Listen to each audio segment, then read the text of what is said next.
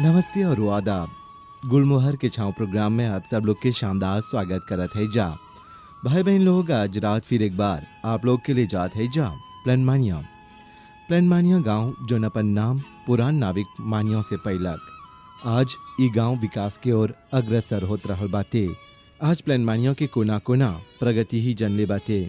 यही गाँव के मॉरिशस के द्वार मानल जाला, कहे कि मॉरिशस में प्रवेश करते ही प्लानमानिया गांव से पर्यटक लोग ई देश के छवि पावेलन जा। हवाई अड्डा करीब होला के कारण ई गांव में कितने मना छोटा मोटा व्यापार जोन बा ओके बढ़ावा मिलल बाते। आज भी हैजा साइकिल चढ़े और साइकिल बनाए के परंपरा के जीवित रखल गल बाते।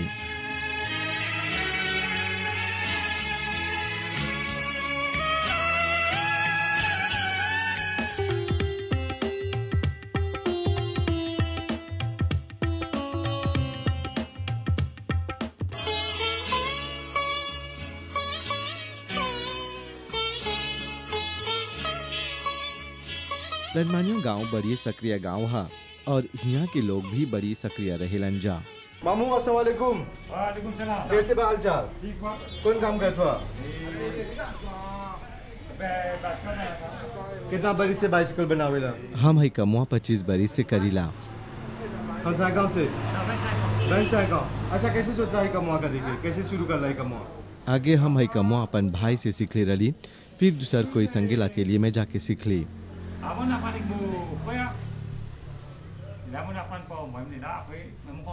कितना बरी से प्लानमानिया में काम करत हुआ? कैसे सोचता है जहाँ पे लिए खोलेंगे? आगे है लातेलिएवा सीमा के ऊपर रहल। आग लगला के बाद यहाँ पर यली 7 बरिस हो गल बाते। अभी बिस्किट जुनबा कमती होले जात बाते, फिर कोई जुनबा बिस्किट नहीं किने सर तो कमुआ चला था करते। मामू हमने के बोला कि हई मिर्चीवा में लावे नहीं बा। आगे ढेर काम रहल, पर साइकिल के घटला से कमो घटले जात बाते। और हैजा पर ही जोन बाते कितना पैसा के काम करेला? एगो मानेव बा, बेटा बा मदद करेला और 3 जना मिलके कमुआ करीला सा। कौन काम करेला चाहे जा पर? साइकिल बनाइला, सर्विसिंग करीला, कामियों 20 लोटो जीसीबी के लारू आरू बनाइला सा। के बजे से काम शुरू करला चाहे जा पर? 8 से 5 बज के आधा तक ही कमुआ करीला सा। के बजे रे काम करला सर? दिन बन तकरिया फुला वेला है जा पर। और क्लियों लोग कहाँ से आवेलन सर? हमार क्लियों लोग मायबू, मौदालबे, केनिया, मोदेजिया इत्यादि से आवेलन जा। तब मामू अभी हमने के बोला कि आगे गांव में विलास में बिस्किट खिलाते लिए रहल, अभी जिमिनिया हो गल बा काहे? आगे जाने ला ताबिस में रहल, सब कोई बिस्किट में काम करे जात रहलन जा, तो ढेर बिस्किट मिलत रहल बनाई के, काहे कि हर सप्ताह सर्विसिंग होत रहल। पर अब ढेर कोई बिस्किट चढ़े के छोड़ दिले हवन सा, वही से कमुआ गिर गल बाते। कितना लेवल जा अभी?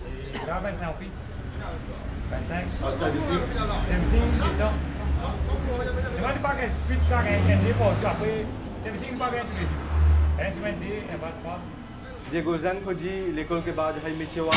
अपना आके कौन सी बोल बकरा?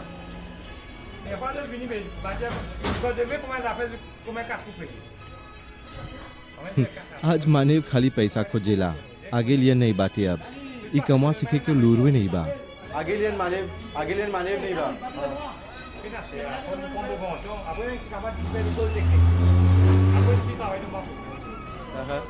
ओके मामू, बहुत धन्यवाद।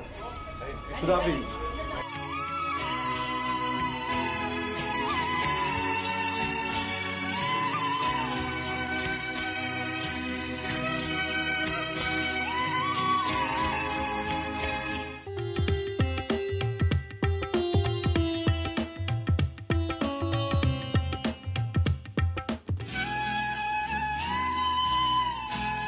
प्लानमानिया के महिला लोग बड़ी सक्रिय रहेलन जा, चाहे कोनो भी क्षेत्र काहे ना रही, सब में ये लोग जान मेहनत लगा के काम करेलन जा। नमस्ते चाची लोग, का हुआ था? कुछ लालू कारू में घास? लालू में बड़ी घास हो गल बा, लालू की पंगाई सब डाल देले है। आओ आओ आदमपुर। इतना मोटका लालू हो बुझाता नहीं आ सन जोली लालो सलाद है है लालू सलाद खाई हाँ आवा नमस्ते नमस्ते नमस्ते भाई धर्म कोई नाम है तुम्हार हमार नाम बा उत्तरा उत्तरा चाची कितना बड़ी से प्लांटेशन में काम करत हुआ तब इसमा में आगे काम करत रही तब इसमा में भी आयस ले ली तब छोड़ ली तो हम बोली कौन ची करब घर में बैठ के अब जात है लेगी प्लांटी तो होसबे लाताब ले ली तो बोली अब लाताब ले ले है तो लेगिम नहीं प्लांटब तो कौन ची बेचब तो हंसपो नहीं बा कहाँ जब लेगिम किने बेटा लोग बाता दे वो बा तो हम बोली अब जात है लेगिम प्लांटे तो हमारे लेगिम प्लांटला एगो 7-8 बरिस हो गल कौन कौन लेगिम प्लांटेला है जा परी हम लालो प्लांटीला बोएम प्लांटली तब बोएम फिनी हो गल उखाड़ देली लेता नहीं मिला कदुआ डलले है करेला प्लांटीला जारिको प्लांटले है और कुंदामू प्लांटीला भी लेता नहीं मिलल बा बुद्धा यानी कि सब लेगिम प्लांटेला जा सब लेकिन प्लांटीला आ लेता नहीं मिलेला गीत गवाई में जाइला शादी में जाइला तो आर हमर लेकिन वहाँ छूट जाला ए तो अभी देखते एक लालू नहीं छोड़ला हुआ कारू में सब सब चल गल बाजार सब बाजार चल गल आज बोलो माँ के टूर के गल बा बाजार से आल है याद जाना थी भाई धर्म है याद मामा के हवन संगे में काम करत हुआ दूगो संगतिया हमन जा हम बोली चलो मर कारो लालो में घास हो गल बा ढेर तब तो लोग के पेये करब उखरिया सम के लेता नहीं मिलत अभी ले काट में शादी बा करोवा नहीं सौ प्राप्त कैसे जाब हमार माँ ई प्लांटेशन के काम जो काला काम है अच्छी गे है पासियांस नहीं रही लेगिम नहीं हुई पासियांस चाहिला एगो लोतरी लेखा है ना कबो मिला कबो नहीं हाँ लोतरी है अभी आधे लेगिम बेच ली बोलो पर छोड़ के आल है वो तो अभी सकी हैन बेना कर दे अच्छा हमके ई बोला कि ई लालो जोन बा कौन महीना में प्लांटाला ए लालो लालो पलटाला गरम में ऊत में पलटाला ऊत में और हई ललोवा जन प्लांटले है तो लेते के प्लांटले है पानी नहीं रहल एक आगोजे करत करत 6 बजे ले कारो में रहब एक आगोजे करत करत तब जाके अभी ललवास हमार संगे के लालू आदमी के फिनी हो गल हमारा भी नमक के कुछ डाल देली है तो दिख रहा जा कि ई जोन मेहनत के फल है वो मीठा रहेला और अभी तक खावा पहनले ले लालू हाँ कितना में जाता अभी लालो अभी तनी सन गिरल बा नहीं तो 50 50 40 3 कोड़ी 15 25 इतना में अभी आज बेचले है 25 में 30 में तो चाची हाई जोन लालू कौन बोई थी हाई कैसे बोल जाला एकरा लालू सलाद लालू ब्लांक तो कितना दिन में तुरेला एकरा एके जे ऊत में प्लांटब तो ऊत सितंबर अक्टूबर नवंबर 3-4 महीना में लालू फरे लगेला तब कितना बरिस रहे कितना महीना रहेला अब एक सेवा करब तो बरिस दिन ले जाबे आ नहीं सेवा करब ढील देब इमे लिपू भी हो जाला हाँ पतवन में एगो फतंगी नियर ऐसे उड़ेला अब पुत के कागी में चाहिए दवाई किन के डाले के दवाईवा डालब सब पत्ता तोड़ के फेंकब सब त चीनी करेला अभी नमक फेंक देली देखा पचकी कर ले बा अभी चल जाई आव जे सामने भी सकी चल जाई पर अभी बोला लालो रोपेला करेला रोपेला कदुआ सब रोपेला हाँ। तू ही सब बाजार में बेचेला कि और मौसम से बेचेला नहीं हम ही बेचेला सिलमा हमार हर भूत के बा लताब और प्लेन माया में अभी तो अब बाजार बनता है ने प्लेन माया में सीमा में मर लताब नहीं बा हम तो से करीला सीमा में बेचीला आई मैं जीवन चल जाला है ये में जियत है तो सिलमा आर काम करीला जाइला गीत गावे तो में पैसा मिलेला शादी में जाइला तनी हम सास काम करीला हवो में पैसा मिल जाला चला अभी चल जाला ई जन बोला था फम सास अभी कमती हो गया दाई ना हां दाई कमती हमार माँ से सीखली हमार माँ काम करते करते 4 कोड़ी 2 बरिस होल 4 गो बेटी में बोले के सीखी गई कमुआ सकबा सा करे हम बोली माँ रहे दे हम तो मिजे करबे कर ली अबे हमार पास चांस भाई कमुआ करे के जब भाई कमुआ करे लगली तो महंगा लेवे न तो हम सस्ते में करीला दाई के काम कारा काम है नहीं नहीं एगो एक्सरसाइज ना है विशेष है के तनी अथिए है सेलमा चाहेला पासियांस और एगो लड़का के देखबा छोटा से बड़ा तो बोलबा हम तो देख ले दाई बन के ना हां दाई बन रह जाला कितना लड़का के देखलो बबी हां ढेर लड़का लोग के एगो 3 बरिस हो गल कमुआ करत है त हां 3 बरिस हो गल कमुआ त जहां 3000 बा त हम 2000 में करीला हां तो चाची हमने के ई बोला अभी देखते जा कि ढेर जवान लोग हाथ नहीं डाले खोजलन जा माटी में प्लांटेशन नहीं करे खोजलन जा तो कौन संदेश दे बोलो के तो नहीं डाले खोजेलन सा काहे है अभी के लड़का लोग नहीं प्लांटे खोजेला बोला आयो है कहाँ जब हमनी करे तो कैसे जीवन जाए चाहे ला करे के कमुआ करा नहीं बा कोतरा ये एगो एक्सरसाइज बा कोतरा है कमुआ करी ला हमनी के एगो लासाते जेमे हमनी के लासाते बनल रही निमन रही घर में बैठबा हाथ गोड़ टूट के तो मलाजी दरबा लासाते नहीं अच्छा रही तो हमनी बोले सही कमुआ हमनी जब ले सकब सही कमुआ करब सा तो लड़का लोग के अभी के लड़का के पास चांस नहीं बा हम छोटा से काम कर ले आई हमार बाप सदार रहल था बिस्मा में तो तोहर बात तोहर देखे लड़का लोग कमा करी नहीं करी हमार दूगो बेटा बा देव नहीं करी हम सुकुआर हो गल बा बेटी लोग बा सुकुआर बा भी एगो बेटी बा हमार लगे सुकुआर हवन सा तब माटी छूट जाई हैं माटी छूट जाई अब बेटा आवेला तो बोले ट्रांसपोर्ट निकाल के लेगी बेची किन के तो हम बोली हमार तो नहीं बा यहाँ कोई नहीं बा तो हम सकब जब ले हमार बोलम बा हमार संगे अभी हमार बोलम के बाजार में बैसैले आई हाँ बोली तू लेगी बेच खेत में काम करे हम खेत में काम करे जाता है तब वो पापा वो हम बाजार में ले तो वो आवेला लालो तुर के जाला हाँ वो दवाई डाले लागे हम दवाई डालत तली एक करत तली लपारे लेके तो जे कोई खोजी मजे माटी के काम करके जीवन ले जाए किसे के ले जाए अपन जीवन में पासियंस जे पासियंस नहीं रही तो जीवन नहीं ले जाए से माँ बा पैसा आई में पापा महंगा रहेला तो लोतरी है पापा बेसे रहेला तो चाहेला सब में सुमित होई के अभी पलटे कोऑपरेटिव में ढूंढ कौन नाम रखला कोऑपरेटिव के कोऑपरेटिव के नाम डलले है सब कत सब बा है बुला गेली कतवा दे के देश प्रेमी काहे देश प्रेमी डलले हो जा डलले से लौंडवा के प्लान माया देश प्रेमी यानी कि आप लोग अपन माटी से प्यार करेला हाँ अपन माटी से प्यार था हम बोली है पलटे लाश में चल आप सता कोऑपरेटिव एगो खुली था ऊ में बैठ के काम करब सा ऊ में अपन जीवन ले जाब सा जब नहीं सकब सता तब मिलल बाची माँ मायबू में जाके देख के आईली तो चाची बिया या सब कहाँ से किनेला कैसे का करेला अब है बीवा प्लांटले है ता यही में के रमासीला किन के प्लांटले है 3-4 लीबर किनले है मरले जाता सुखले जाता किनले जाता है अब जब प्लांटली चिड़ै खा जाला छिलके जैसे देखिला सूख के पारे हो गल अब तुरले जाब हंसवा से कटले जाब बीवा रमास के रखीला कदुआ छोड़ीला बड़ा जैसे सुखाल जुआल ओकर बिया रमा सब पिपंगाई के बिया रमा सब खाली जारिको किनीला जारिको के बिया नहीं सकब सर रमा से ऊ किनीला और बोएम किनीला और करैला आधा लीबर किनले रही 600 ऊ में से पलटे बिया धरले लोतरी हो गल हमार बेचली में बिया और उही में से हम कर दुकारो करेला और चाची फिमिया में कहाँ से आवेला तब फिमिया हम कटलते में है दुकाल है तो कंपोस्ट मिलल बा सरकार बगल से काफी मदद मिलल बा हाँ मदद मिलल बा तो चला चाची मिल के बहुत बहुत खुश हो तौर से चला इसी काम करते रहिए और भगवान के और खेत हमेशा हरियर भरा रही हरियर भरा रही धन्यवाद नमस्ते हाँ नमस्ते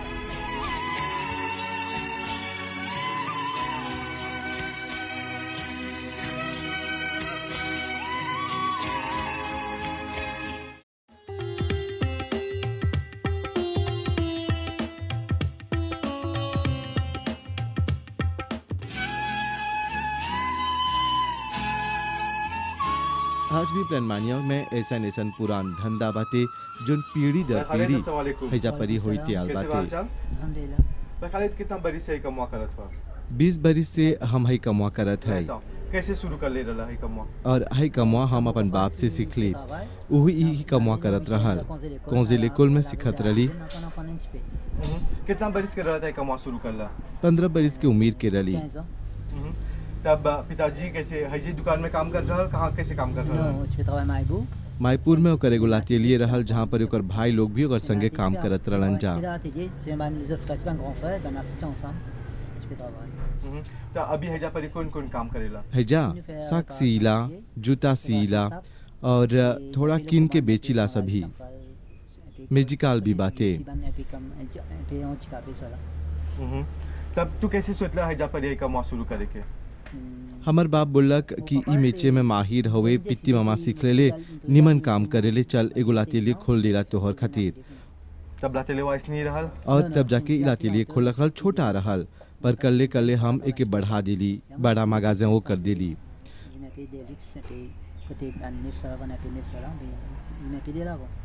तो देखते है कि मिचिवा जो कल्ले कल्ले कमती हो जाता ये काहे है मॉरिशस में ढेर मना सस्ता जूता मिल जाला पर आज ढेर कोई क्वालिटी भी खोजेलन जा। आदमी सोचेला कि जूता सियाइबा त महंगा कुते होला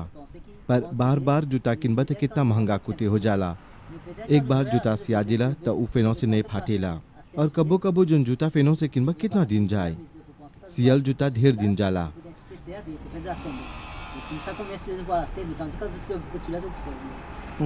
अच्छा आजा परी बैकालित कौन से काम करेला जा कौन माछिया से हमने सब प्रकार के मातेयो से काम करीला जा सबसे काम करेला जा। और ये मातेयो कहाँ से आवेला Mateo ne poli pofan ayasi majar pofan dalen पंच पे Mateo और भाई खालिद यदि एगो नौजवान खोजे कमा करके अपन जीवन ले जाए कि मैं जीवन सीख ले जाए आसानी से oui très bien कैसे सके अपन जीवन ले जाए mais si हाँ नौजवान लोग खोजी तो सकें से ई कमा करके अपन जीवन ले जाए थोड़ा बेच के थोड़ा सी के les gars de côté et quand même sur la vie bien तो इसकी जान लोग इंटरेस्ट उनसे कमा करेंगे mais aussi वो चना बनने वैसी हमरे भतीजा लोग तो यही कमा करेलन जा हमरे से सीख के आज कमा करत हन जा और आगे मुहे बढ़त हन जा। तो नेवे वन oui mais sinon encore grand neve il suit travail dans le lardier poli c'est un autre petit neve और ग्राहक मिलेला फुल oui कौन काम खातिर जस्सी आवेलन सर réparation beaucoup réparation तो ऐसा में कौन réparation करेला réparation ne veut beaucoup ça que sans fermeture सकुए देखा एक दो सप्ताह में ही साग के फैमचिया टूट जाला फाट जाला। हमने निमन फैमचिया भारत से मंगाइला सा और हैजा परी जब इसी दे राजा त 3-4 बरिस से सकी सकवा के प्रयोग करे। mais c'est très bien 3 ans garantie moi donc ça vit très bien ça fonctionne तो हौजा पर देखते एगो सौंदालित रखले हुआ जिनमें दिखाते रिफ्लेक्सोलॉजी लिखल बा वो कौन छिया ça pour les massages maja pour circulation हम एगो मेडिकल सौंदालित भी बेचिला घर में सकबे के पहने एकर से तोहर पूरा शरीर के मसाज हो जाला और जहाँ पर खून से किले नहीं होला हौजा पर खून भी चले लगेला। हर एगो बीमारी के इलाज बा इमे सकबे कर इलाज करवाई 20-25 minutes mettez dans la caserne et après cette émission vous commencez en dehors ça médicament il y a une circulation pour à la longue vous pouvez servir mais vous pouvez les remettre एगो ऐसा सवाद कितना कुते हुएला 650 650 अच्छा उनके बोला कि जोन काम करला साक का सिएला कितना कुते हुएला mais aussi un sac c'est pour 120 gros fermetière nous prenons les 125 et c'est une fermetière originale 80 euros और भाई खालिद कौन मिसाल देबा हमने की जोन दर्शक बा कि हाई मिचुआ में सेकंड आगे बढ़े कौन मिसाल देबा c'est वो conseiller नौजवान लोग से हम यही बोलब कि ई मेचेवा बढ़िए निमन बा और बढ़िए आसान बा सीखा जा और काम कर जा और आगे मुहे बढ़ा जा। अपन काम जैसे अच्छा हाँ ओके भाई खालिद बहुत बहुत शुक्रिया। चलो भगवान अल्लाह ताला करी तो हर बिजनेस ऐसी बढ़ती रही कि किस में काम करे लंजा et aussi mon belle-mère social et bana aussi côté magasin nous devons nous côté atelier un petit peu ओके बहुत बहुत धन्यवाद खुदा हाफिज।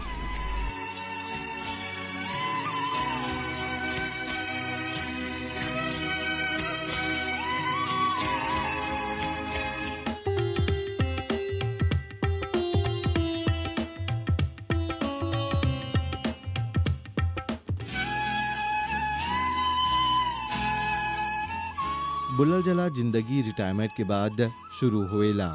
ये बात प्लानमानिया में अला के बाद देखे के मिलल। नमस्ते बेटा। कितना बरिस से ई गांव में हो अपन मानिया में है गाँव में 15 बरिस हो रहा हमर तमाल है गाँव में शादी करके तो है गाँव में 15 बरिस से 3 कोरी 3 बरिस हो गल हमार है गाँव में हम रह गईली। हाँ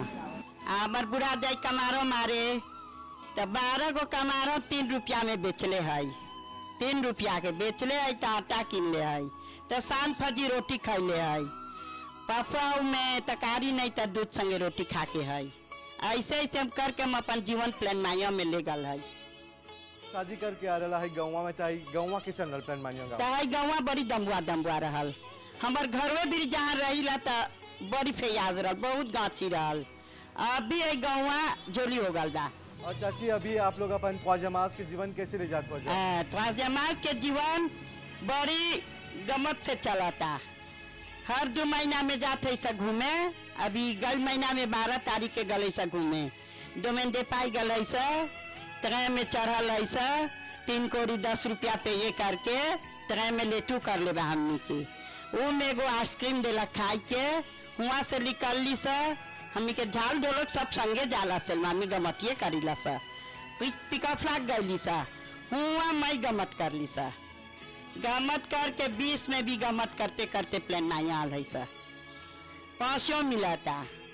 चाचा राम गुलाम हमी के पाँचों देवा था।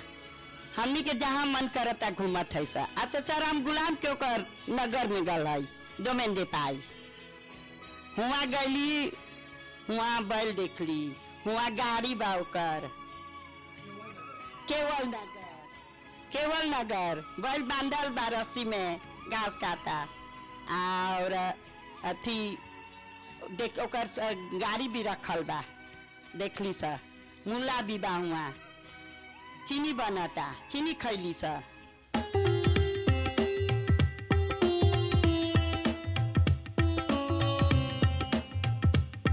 राम लखन दोनों भैया लखन दोनों भैया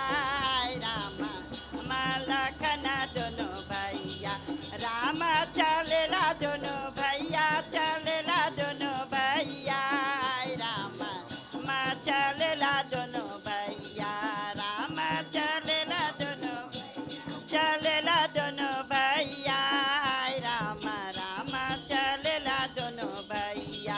राम बैसेला दोनों भैया बैसेला दोनों भैया राम बैसेला दोनों भैया राम बैसेला दोनों बैसेला दोनों भैया राम बैसेला दोनों भैया। सोने के लोटुआ गंगा जाला पानी सोने के लोटुआ गंगा जाला पानी पानियों न पिए दोनों भैया न पिए दोनों भैया राम लखन दोनों भैया राम लखन भैया लखन दोनों भैया राम लखन दोनों भैया। सोने के प्लाटो में भोजन सोने के प्लाटो में भोजन परोसो भोजन न लेवे दोनों भैया न लेवे दोनों भैया राम लखन दोनों भैया राम लखन दोनों भैया लखन दोनों भैया हाय राम लखन दोनों भैया। मत पता पनवा के बीरवा लगावलो पत पता पनवा के हलो बीरवा नचाबे दोनों भैया नचाबे दोनों भैया हाय राम लखन दोनों भैया राम लखन दोनों भैया लखन दोनों भैया हाय राम लखन दोनों भैया। फूलने वालों के से दिया दसवलो फूलने के से दिया दसवलो से दिया न सोवे दोनों भैया न सोवे दोनों भैया हाय राम लखन दोनों भैया राम लखन दोनों भैया लखन दोनों भैया हाय राम लखन दोनों भैया राम दोनों भैया लखन दोनों भैया हाय राम चलेला। बरजना लोक संगे एगो मुलाकात से ही आज के गुलमोहर के छाँव प्रोग्राम के समय पूरा भैल। आवत सप्ताह यही गांव के साथ फिर मिलब जा। आज्ञा द शुभ रात्रि नमस्ते और आदाब।